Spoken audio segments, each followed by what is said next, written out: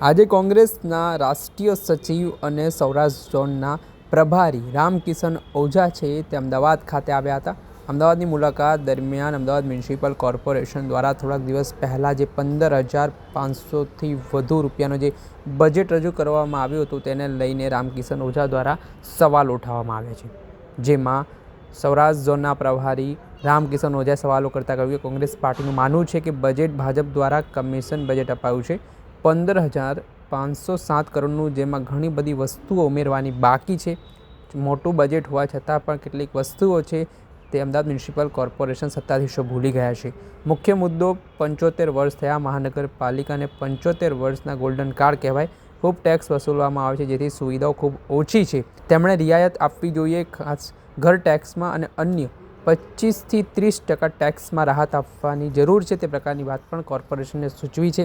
ઓલિમ્પિકની વાત થઈ રહી છે અને શહેરમાં મેદાન પર બધી જગ્યાએ કબજો થઈ રહ્યો છે, તે પ્રકારના પ્રહાર પણ રામકિશન ઓઝાએ કર્યા છે અને કહ્યું છે ઓલિમ્પિક થવાની વાતો છે પણ અમદાવાદ શહેરની સ્થિતિ ખૂબ ખરાબ છે।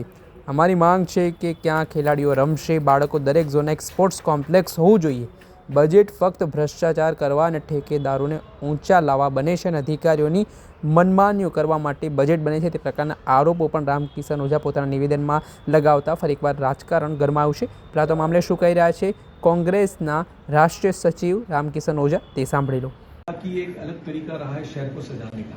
मैं आपको एक बात बताना चाहता हूँ, शहर को चमकाने का मतलब सिर्फ चाइना से लाइटें ला के और हरे भरे कलर रंग बिरंगे कलरों से सजा दे, इसका मतलब शहर का विकास नहीं होता है। शहर का विकास होता है अच्छी ड्रेनेज, अच्छे रास्ते, बच्चों को अच्छी स्कूली शिक्षा ये होनी चाहिए। स्वास्थ्य सेवाएं, हॉस्पिटल की हाल क्या है? एसएम हॉस्पिटल पे वीएस हॉस्पिटल जो है, उस वीएस हॉस्पिटल को आप बर्बाद कर रहे हैं, उसकी हालत खराब कर रहे हैं। जनता चाहती क्या है? जनता तो ये चाहती है कि उसका बच्चा जो घर स्कूल जाए तो सही ढंग से घर वापस आए, रास्ते अच्छे हो। वो चाहते हैं कि उसका बच्चा जिस स्कूल में जा रहा है उस स्कूल में उसको अच्छी शिक्षा मिले, उसको पीने के लिए अच्छा पानी मिले, उसको बैठने के लिए टेबल कुर्सी मिले, ये चाहती है। रास्ते पे जाए तो कम से कम सड़क अच्छी हो, बारिश में जाए तो बाहर जाए तो मेरा पति अगर स्कूल ऑफिस में गया हुआ है तो बारिश का समय मेरा पति घर वापस लौट आए, तो जब लौटेगा जब रास्ते अच्छे हो गए।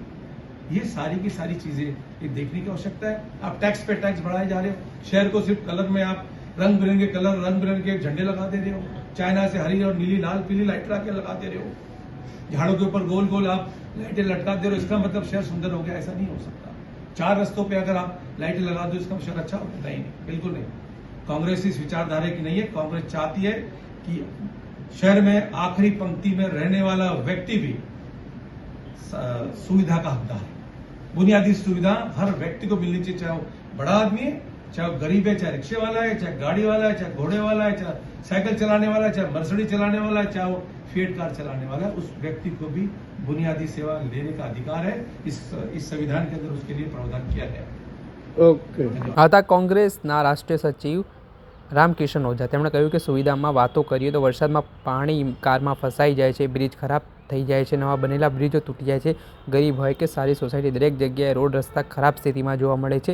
રોડ રસ્તા ખરાબ સ્થિતિ તો ઠીક, પરંતુ ડ્રેનેજ લાઇન હોય કે પીવાના પાણીની વાત હોય, સમસ્યા જોવા મળી રહી છે। ગુજરાત પેટર્ન અમદાવાદ શહેરની 15,000 કરોડનો ખર્ચો બતાવે છે પણ ક્યાંક કોઈ રકમ ખર્ચી ન હોય તેવું દેખાઈ રહ્યું છે।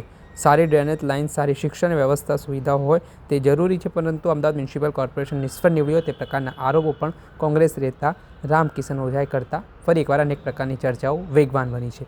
દર્શક મિત્રો, એન કવરેજ ન્યૂઝને આપ લાઇક કરી લો, સબસ્ક્રાઇબ કરી લો અને શેર કરવાનું ભૂલતા નહીં।